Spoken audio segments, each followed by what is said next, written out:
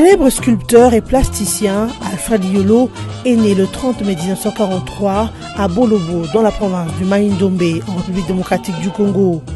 Venu d'une famille modeste, il a vécu une vie extraordinaire que rien ne pouvait prédire. Liolo a fait ses études en République démocratique du Congo, mais aussi en Autriche. Artiste africain contemporain qui allie les influences africaines aux formes modernes, Maître Liolo a exposé et enseigné dans plusieurs pays et ses œuvres sont visibles dans plusieurs endroits de Kinshasa, notamment à l'Académie de Beaux-Arts, au Jardin de Premier à la Primature RD congolaise et à la place des artistes sur le célèbre rond-point Victoire. C'est le lundi 1er avril 2019, dans la matinée, que Maître Liolo Alfred a rendu l'âme à Vienne en Autriche. Il reste, pour tous ceux qui l'ont côtoyé, un compétiteur, toujours à la recherche de l'excellence, mais aussi un modèle de constance dans le travail. C'est avec une grande consternation d'abord. Je savais qu'il était malade. Il y a plus d'une année, il était en soins médicaux en Autriche, à Vienne. Et puis, on parlait au téléphone. D'ailleurs, notre dernière conversation, c'est de 2 semaines passées, ou 2 semaines. Parce qu'il y avait un projet qui était lancé ici, on a parlé, on a discuté.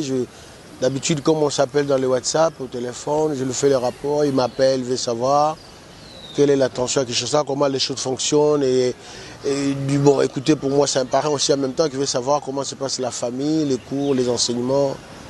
Et tout simplement, c'est le professeur émérite ici à l'Académie des Beaux-Arts. Et à ma qualité de chef de section adjoint chargé de l'enseignement, ce n'est pas à lui de faire des rapports, mais je le disais parce qu'il voulait savoir comment son institution qu'il a formé et qu'il a toujours travaillé, et puis qu'il a formé des gens, comment ça continue à fonctionner. Comme je disais tout à l'heure, c'est avec consternation les 1er avril, je crois lundi, qu'on m'appellera pour savoir, c'est vrai qu'il est mort. Et d'aucuns pensaient que c'était poisson d'avril parce que ça ne rencontrait que les jours. Mais ce n'était pas le poisson d'avril, c'était une réalité.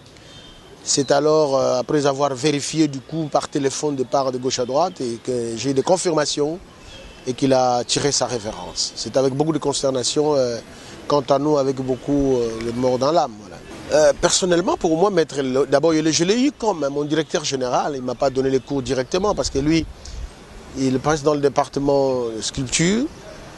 Et moi, je l'ai eu comme mon directeur général. Mon diplôme est signé Maître Liolo Mbempuanga, avec sa signature artistique inimitable. Voilà. Nous disions comme ça quand nous étions étudiants, une signature inimitable, une signature artistique. Pour moi, je l'ai eu comme directeur général et je le voyais à distance. Et c'est une des raisons, ma mère me dira, mais tu as les dons de l'art, pourquoi tu ne partirais pas à l'Académie des Beaux-Arts, faire tes humanités là-bas, et c'est pour qu'un jour, tu deviens tel ce monsieur. Ma mère prenait comme exemple Liolo. Moi, je ne le connaissais pas. Et je suis arrivé ici, j'ai fait les humanités, j'ai fait les supérieurs, je l'ai eu comme directeur général, je le voyais. Un monsieur carré, un monsieur trop de rigueur, un monsieur qui tenait à la propreté, qui tenait à la rigueur, chaque chose à sa place, chaque place pour une chose.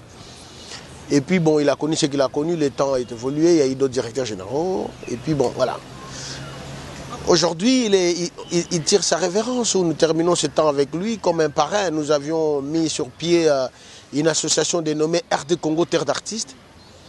Et quand j'ai eu le courage ou l'idée d'avoir un parrain pour cette structure qui peut réunir en même temps 10, 20, 30, 50, 300 artistes plasticiens congolais, une association dont on a monté avec mes amis françaises, j'ai eu l'idée d'aller voir Maître Liolo comme parrain après le départ de tous mes amis françaises. Et c'est avec beaucoup de joie qu'il a accueilli l'idée parce qu'il savait, et je l'avais bien expliqué, que c'est pour la promotion des arts plastiques qui est en difficulté d'ailleurs chez nous, promouvoir les artistes, un lieu qui mettrait contact direct les artistes avec le public, et puis faire la promotion des arts plastiques, dont il est même l'icône. Donc pour moi c'est un parrain, il a accepté ça. J'ai la photo, ce jour-là, il m'avait ouvert quand même une bouteille de vin. Quel honneur! Et c'était une façon de me dire qu'il a accepté l'idée de nous parrainer et que les jeunes puissent prendre la relève et la promotion des arts plastiques. Pour moi, c'était un parrain. Et qui, en même temps, qui m'a toujours pris aussi comme son petit frère. Et il me disait, yo, ça petit frère, n'a moi confiance. Et même les dernières conversations, c'est comme ma petite n'a confiance. Non, ben voilà, j'ai tenté. Donc voilà, pour moi, je l'ai eu comme directeur général.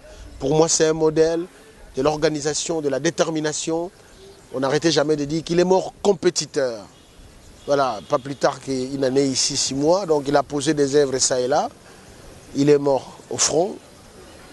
Compétiteur, pour moi c'est un modèle de travail, un modèle d'excellence aussi parce que c'est auprès de lui qu'on a vu qu'un artiste peut s'organiser.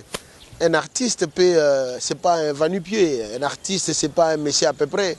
Et j'ai du mal aujourd'hui d'accepter que quelqu'un me dise comprends-le, c'est un artiste. Non, qu'est-ce que ça veut dire?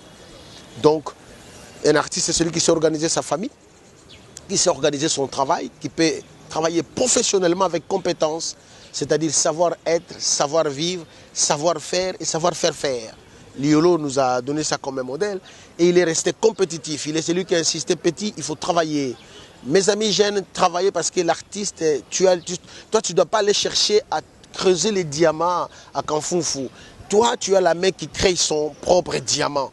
Il n'a pas menti. Et nous l'avons vécu. Il est celui qui nous a donné le goût de vivre artiste. Vous savez, Liolo, il est le seul artiste africain, je pense jusque-là avoir rencontré l'empereur Hirohito à ce temps-là. Donc pour nous, c'est un modèle. Le départ de Liolo, de manière particulière d'abord, m'enseigne la constance dans le travail, m'enseigne aussi la détermination, comme je disais tout à l'heure. Le départ de Liolo m'enseigne d'avoir une organisation à tel point que demain la responsabilité sera la nôtre. C'est pour cela qu'il n'arrêtait jamais de dire organisez-vous. C'est pour cela aujourd'hui à la lumière des choses et de sa révérence qu'il tire, je ne doute pas de la manière dont il avait accepté quand je l'avais sollicité d'être le parrain de notre association des artistes plasticiens dénommée RD Congo, Terre d'artistes.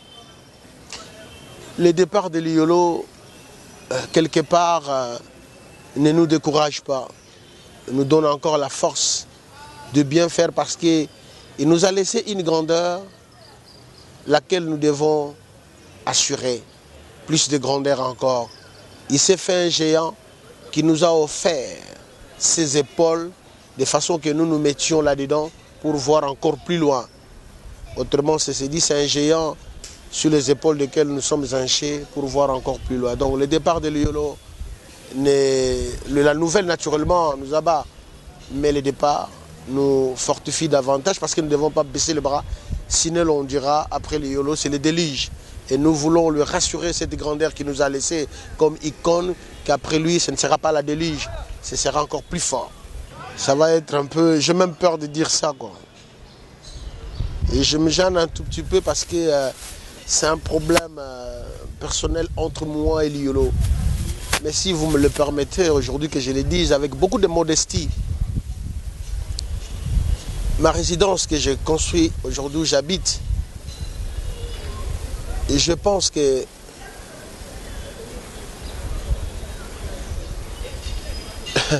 la colonne vertébrale c'est Maître Liolo. Qui sait entendre, il a entendu. Vous savez, nous sommes ensemble. Mais un jour, je revenais d'un voyage. Je revenais d'une exposition à Bruxelles.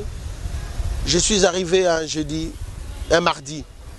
Et le mercredi, ce serait le coup d'appel de Maître. On s'est vu le jeudi. Il m'a dit, j'avais une enveloppe pour vous. Avec beaucoup de considération pour vous qui nous regardez, je l'ai dit avec beaucoup de modestie et beaucoup de respect à sa mémoire. Il me dit, mon petit, ça, c'est ton enveloppe. Et quand je regardais l'enveloppe, par après, je me suis demandé pourquoi il m'avait donné ça. Mais je pense que de par des relations artiste-artiste, je revenais d'un voyage, je n'avais pas un programme avec lui. Mais or, il me chercha un jour après. Et on s'est vu. Et les gars des souvenirs de Liolo, les fêtes que je l'ai connu quand j'étais encore enfant. Et ma mère le prenait comme modèle. Elle m'a inscrit à l'Académie des Beaux-Arts. Respect à la mémoire de ma maman. Et ce que ma mère avait dit, aujourd'hui si elle était en vie, elle aurait vu ça. Parce qu'elle me dira qui sait demain si tu deviendras comme ce papa-là, Liolo. Il me disait comme ça.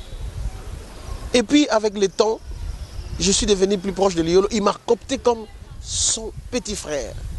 Mais c'est un fils, c'est un papa,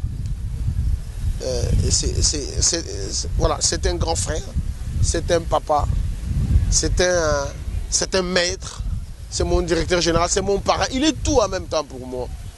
Donc Liolo m'a donné cette occasion, même aujourd'hui, de parler de lui. Parce que j'ai quelque chose à dire sur Liolo. Et pas seulement lui, je suis rentré dans sa famille, je connais mes sœurs, je connais ma frère, je connais Bigna, je connais Mioto, je connais Rick, je connais maman, madame, je connais très bien Frédéric. Donc c'est pour dire, il m'a fait rentrer dans sa famille. J'étais encore un des grands souvenirs, le jour où il m'a ouvert une bouteille de vin dans son comptoir, dans son bar à la maison. J'ai la photo, ça reste un souvenir que je n'oublierai jamais. Donc voilà, il a un peu beaucoup plus pour moi. Voilà. Les qualificatifs conflictuels pour coller ça à quelqu'un durant toute sa vie, je ne trouve pas ça correct, c'est aberrant. Vous qui les qualifiez de conflictuels. Liolo aujourd'hui, il a 76 ans. Il nous a laissé à 76 ans. Ceux qui ont grandi avec et qui à un moment de leur parcours de vie se sont séparés, qu'est-ce qu'ils ont gardé comme l'image de Liolo? Peut-être c'est ceux-là qui l'ont vécu jusqu'à aujourd'hui qui peuvent dire cela. Je prends dans le parcours du milieu de sa vie comme Maître Lema Mavinga, que je cite en passant, qui sont ses collaborateurs de tous les jours, de même génération. Ils sont arrivés à l'Académie des Beaux-Arts, Lema et Liolo presque à la même période. Maître Lema aujourd'hui les vivants comme Maître Mavinga. Est-ce que c'est ceux-là qui peuvent mieux dire que Liolo était conflictuel? J'essaye de voir les choses selon les étapes. Je pense que c'est à tort. Je ne sais pas c'est qui, hein? Je ne lui réponds pas. Mais j'essaye de faire comprendre que tout homme est faillible. Chacun de nous a ses erreurs, a son côté égaux. Et peut-être son côté égaux, c'est pour cela qu'on lui taxe de mauvais. Mais je me poserai la question à laquelle chacun de nous pourrait répondre, mais moi je répondrai déjà. Est-ce que Liolo, il était sociable ou pas? Est-ce qu'il était vivable ou pas? Moi je réponds, Liolo était sociable. Maître Liolo, il était vivable. D'ailleurs, il aimait bien vivre. Maître Liolo tirait sa sève vivifiante au milieu de la jeunesse. Autrement dit, il ne se gênait pas être au milieu de la jeunesse. Vous pouvez venir voir Maître Liolo. Vous n'avez qu'à regarder ces photos à travers toutes les publications. Sa barbe blanche qui faisait voir qu'il était de telle génération. Et aujourd'hui, ça nous fait douter parce qu'il y a des jeunes qui ont des cheveux tout blancs, la barbe blanchie, comme s'ils étaient des vieux. Je me pose la question, Namouta Libandi, Namouta Soukiapé, maintenant Namoukolo disait demander le Toumba. Vous comprenez? Donc Liolo, il est resté jeune, au milieu de la jeunesse, où il tirait sa sève vivifiante.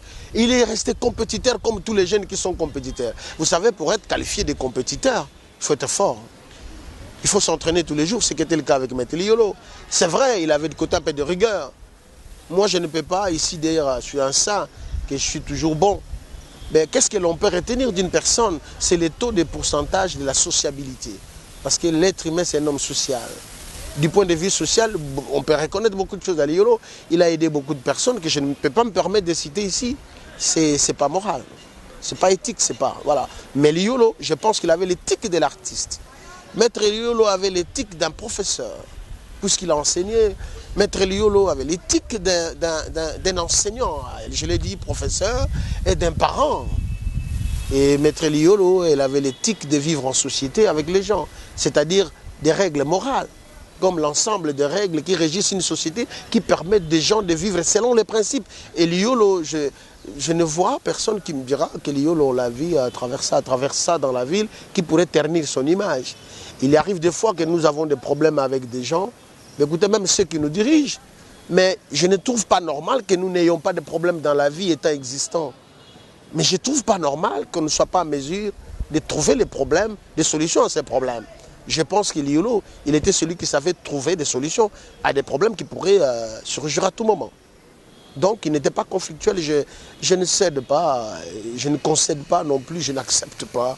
Tous les termes que j'utilise, c'est pour dire je ne crois pas à ça.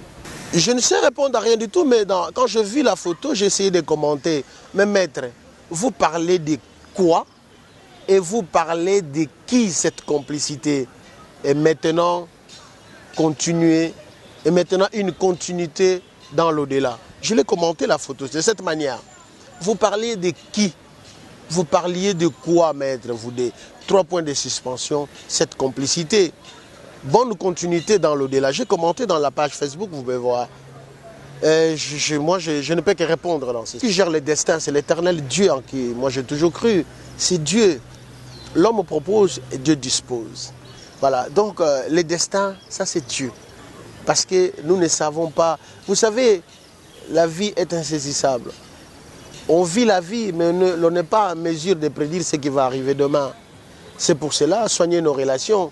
C'est pour cela, comme je disais tout à l'heure, il est difficile de dire, il ne m'est pas permis de dire que l'IOL était conflictuel. Pourquoi chercherais-je cet aspect? D'autant plus que tout homme est faillible. Et dans cette faillibilité-là, que l'on peut dire tout homme aussi est conflictuel. Ce n'est pas possible quand un homme ne sait pas trouver des solutions à des problèmes. Un mot à la mémoire de Maître Liolo. Maître, nous assurerons toujours ta grandeur que tu nous as laissé comme icône des arts plastiques congolais. Et je sais que vous nous avez toujours dit de travailler, que nous devons vivre de notre art, puisque vous avez vécu de votre art. Donc il est possible, parce que d'aucuns pensent toujours qu'il faut mourir pauvre pour vivre de son art. Nous allons assurer ta grandeur pour montrer l'importance de l'art, la beauté de l'art, la portée de l'art aussi et ses limites, pourquoi pas. Et vous avez enseigné à l'Académie des Beaux-Arts toute une génération ou des générations. Vous nous avez passé les bâtons de commandement de manière très spirituelle, aussi symbolique. Nous l'avons accepté parce que vous nous avez tendu la main. Et puis nous pensons aussi faire comme vous avez fait, en essayant de vous lire davantage. Nous allons essayer de nous remémorer tout ce que vous avez fait, tout ce que vous nous disiez, pour que nous enseignions de telle sorte que, s'il est possible qu'il plaise à Dieu, de devenir une icône comme vous, maître. Et en mémoire de Lutumba, je me réfère qu'à sa chanson qui disait je me souviens qu'il y avait aussi un gros coup de tonnerre que j'ai entendu moi, chez moi à la maison, mais je n'avais pas encore ces nouvelles. Et il avait dit que Motonanga Bakamataba la monument. Pour ceux qui m'ont pas yaye, Balobela et Sango. Je pense que l'artiste Tchamala Hassan, il est celui qui a contribué à la réalisation de cette buste de Simaro Massi Andomanuel, Lutumba. Et aujourd'hui, Motonaye Bakamata Basala Monument, avec l'aide de M. Émile Ngoy, sa tête est là, sur 24 Nyangwe, à Lingwala. Aujourd'hui, avec l'autorisation des autorités, l'avenue Mouchi, ça s'appelle désormais l'avenue Lutumba Simaro. Et je pense que je retiens encore beaucoup de Lutumba qui disait Soko Lingolata, Yekola Gotala Baninga. Non, il a fait la part de deux choses. Tala Muninga, non pour l'envier, non, mais pour l'apprécier à juste titre. Et regarde ce qui va mieux avec ta taille, après en faire comme tu le veux. Donc je retiens beaucoup de leçons de morale et d'éthique aussi également pour la vie. À ces illustres disparus comme Lutumba Nomanueno, Simaro Massia, Maître Liolo Limbempoang Alfred, je pense que ces icônes dans l'art, l'autre musical, l'autre plastique, nous ont laissé des éléments d'ordre culturel, symbolique et des valeurs spirituelles à exploiter davantage, quitte à maintenant tout un degré de background de tout un chacun de nous pour exploiter, car les données culturelles et symboliques sont bien là présents et leur image nous reste aussi à travers les monuments, en termes de chansons, en termes des œuvres d'art. Et les noms sont restés percutants. C'est à nous de pouvoir exploiter et pour assurer leur grandeur, celui-là qu'il a laissé dans le domaine de la musique. Je vois des jeunes montantes comme les Ferré, des Fali, même en chantant, vous sentez qu'ils sont en train de, voilà, de pouvoir donner, de donner la valeur à cette médaille. Et au niveau des arts plastiques, il y en a beaucoup. Voilà ce que je garde et ce que je pouvais dire en respect de leur mémoire.